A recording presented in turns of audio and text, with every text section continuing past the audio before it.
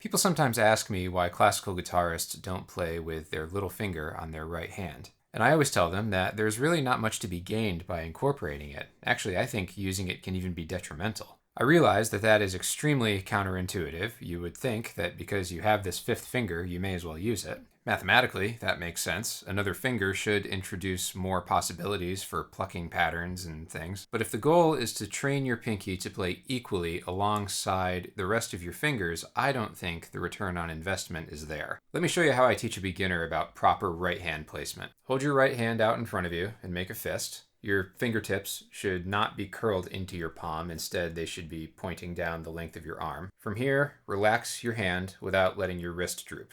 So don't do that. This is how your hand should look and feel when you play. It's totally neutral and relaxed. You're not engaging any muscles or actively extending or contracting anything. Notice how in this position your thumb and three fingers come to a more or less even plane, but your pinky is still hanging above them. Take this and bring it to the guitar. Your thumb will go on the fifth string and the fingers will go on the three treble strings, and then your arm just comes down from there. The strings form an even plane, so that relaxed position falls right into place here. And when you play, everything gets activated from these big knuckles, like you're making that fist that you started out with.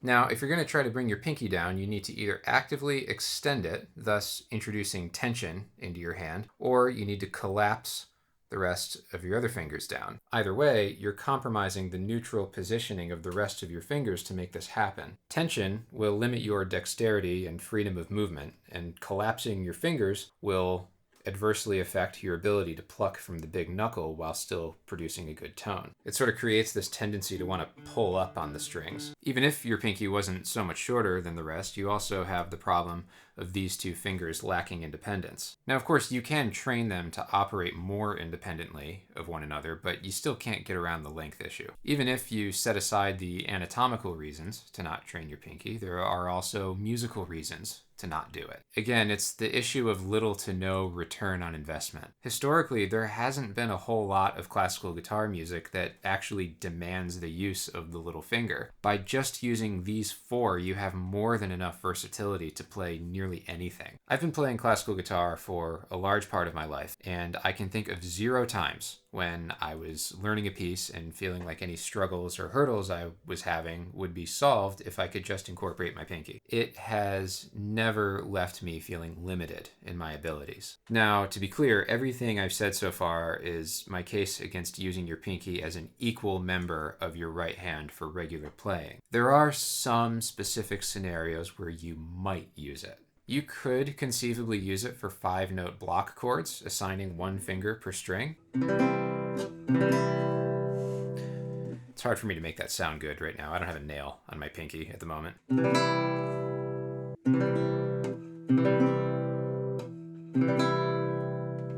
But there's already an established way of doing this with just 4 fingers. The thumb sort of sweeps 2 strings and the other 3 are each assigned to 1 string.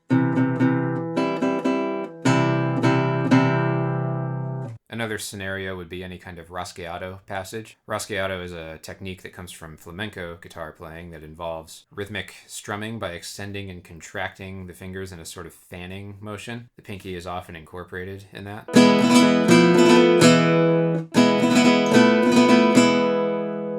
In classical guitar repertoire, it's not a technique that comes up terribly often, but there are a number of pieces that use it. The only other times you might see it used are in really advanced modern pieces. The music of the Czech guitarist and composer Stepan Rack comes to mind. I can't remember what piece it is, but I believe he has one where he essentially tremolo picks the first string with just his little finger while he plays other stuff underneath it. I think he has another piece with a 5-note PCAMI tremolo pattern too. But his music is total mad scientist stuff that only like 3 people in the world can play. Anyway, there are guitarists out there who treat their little finger like any other. If you want to give it a go, don't let me deter you. But based on my experience, it makes more sense to just not prioritize it. Guitar technique is this weird spectrum of a topic. There are things that you should absolutely not do. There are things that you absolutely should do.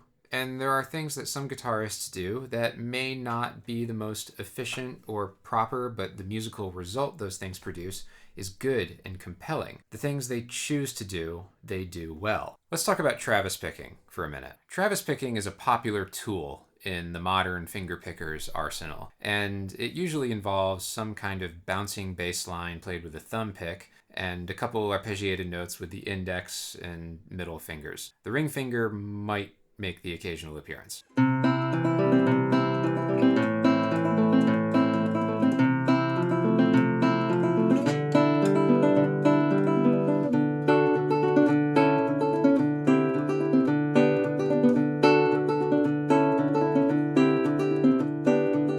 Look up any Travis picking tutorial video, and they all pretty much convey this and demonstrate it this way. But everybody does Travis picking wrong. Merle Travis, the guitarist after whom the technique is named, only used a thumb pick and his index finger. It's clear as day in this clip of him from 1958 playing his famous Cannonball Rag. But if you just listen without watching,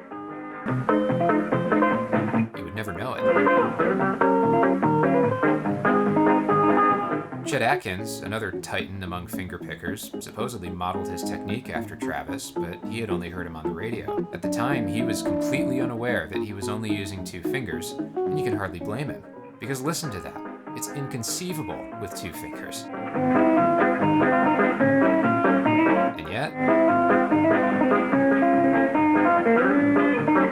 So who's really wrong here? Is literally everyone Travis picking the wrong way?